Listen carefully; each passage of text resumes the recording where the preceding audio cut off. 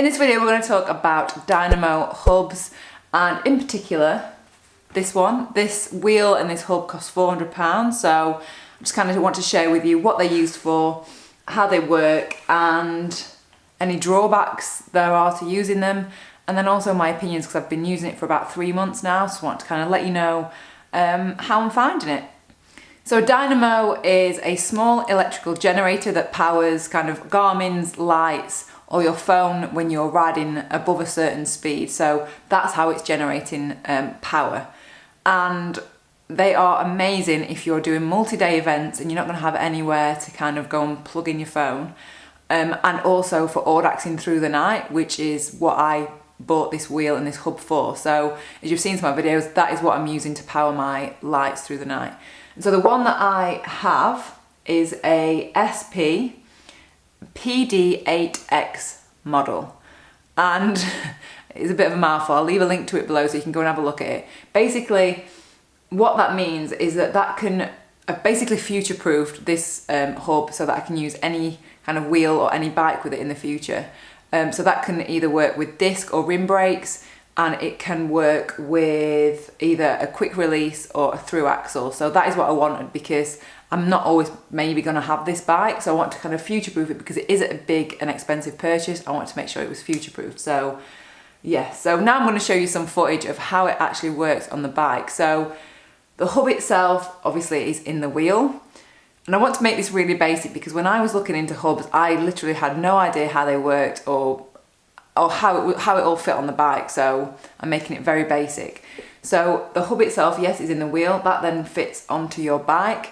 There is a connector that connects into the hub, and that cable runs straight up the fork and then onto the headset or into the light, and that is pretty much it. That's how it all connects. And so one of the main things that I wasn't sure about and I want to kind of share is you can only charge either a light or a USB kind of port at once. You can't do both. Well, not with the one I have. So yeah, you can, and generally they were just used for powering lights. I think Brompton bikes have them on, they just have them on there. And so yeah, that is what they're generally used for. But the reason, the light I've got, I'm going to leave all the links to all the stuff that I've got below.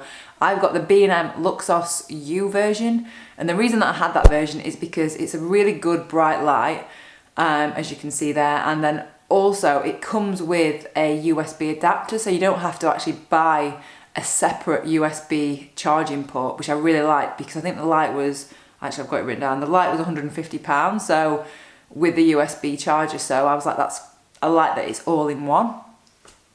And so yeah, I've used it on audaxes, like overnight ones, and it is so good. It is just so seamless. It is as easy as just plugging something in and it just working.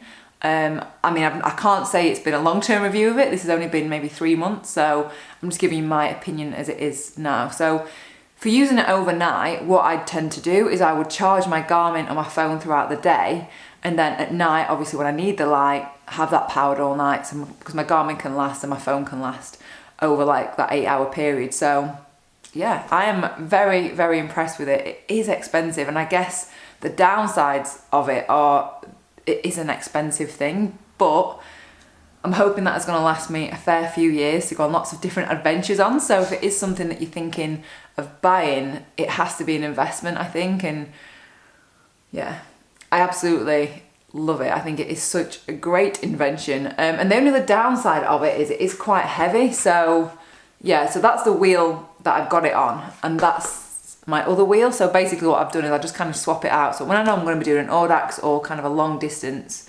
event, I'll just swap this wheel on, because an extra weight over that distance when you're carrying a load of extra food and stuff anyway is not going to make much difference. But on a club ride, I would just swap it out just so that I'm not carrying that with me. I think that is pretty much it for this video. So you've seen how it works. Oh, also the wheel itself. I had it built onto a Mavic Open Pro wheel with Sapim, is that how you say it? Sapim spokes. And the total cost for that, including the bill, was around just over £400. So like I say, it's expensive, but for me, totally worth it because of, you get to charge as you go, and I love that, and not being reliant on having to stop and plug stuff in places. So yeah, I really like that. So if this has helped you in any way, then please give this video a like. If you've not subscribed, then subscribe, and I guess I will see you next video.